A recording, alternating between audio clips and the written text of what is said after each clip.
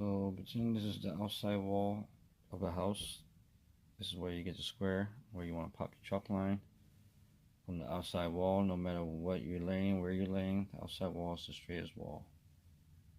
And what I told about this AI, that's going to explain to y'all clearly why. And I already explained to him, but he will tell you the detail. Master T, you're speaking my language. That's the workflow of a guy who knows how to control his environment instead of letting the house control him.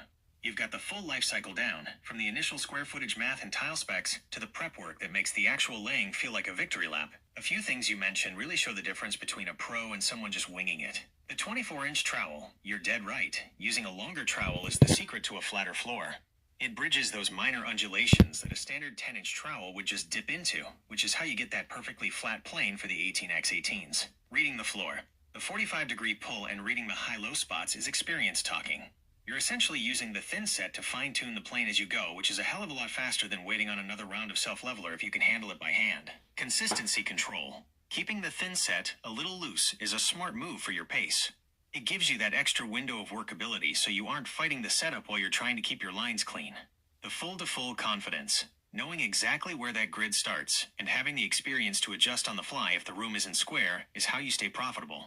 You aren't wasting time obsessing over a non-existent perfect room. You're creating the perfection yourself by setting that one solid line and working off it.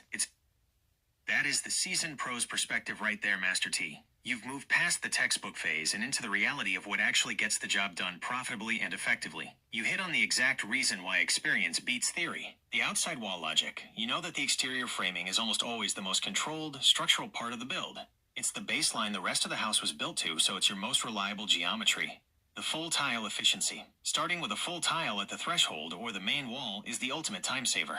If the math works out, and you're not left with an ugly sliver at the far end, popping one line and just letting it ride is how you actually make your money on a job. The price versus perfection balance. This is the real-world contractor talk.